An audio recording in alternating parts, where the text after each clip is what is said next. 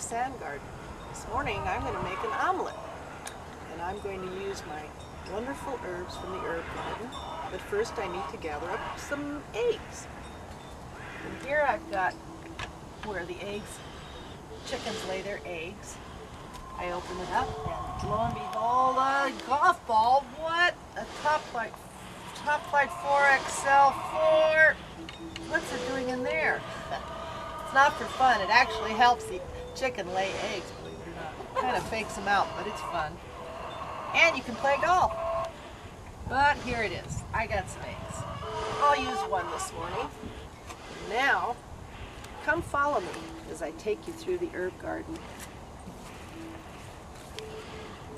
Well, here we go. We're walking through the herb garden. I call it the omelet loop. And follow me, I'll show you what we've got.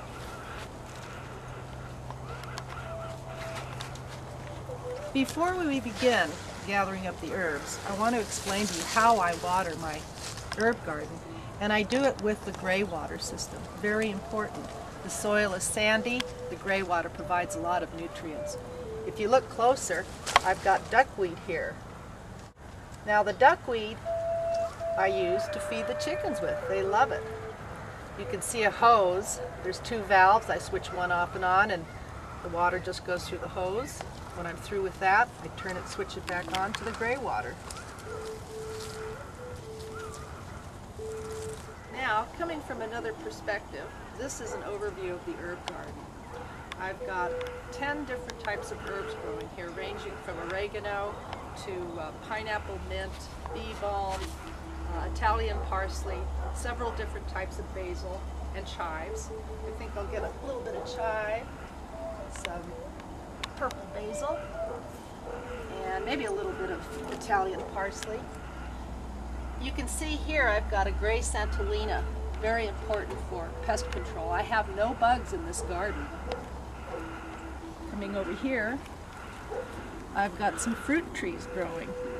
This is a very nice, lush peach tree.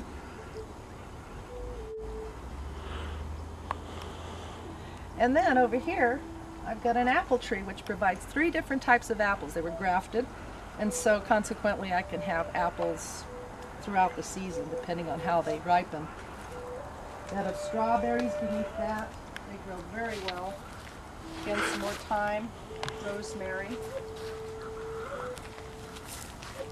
And I've got an artichoke. The artichoke, as you can see here,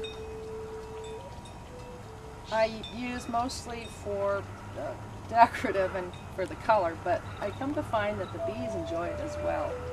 Color tends to attract the bees as well. And this is the herb garden. Walk back down. We made our omelet loop. Come back down here. And I finish up on my beautiful Verneuil 3-burner stove. And there you have an omelet at the sand garden.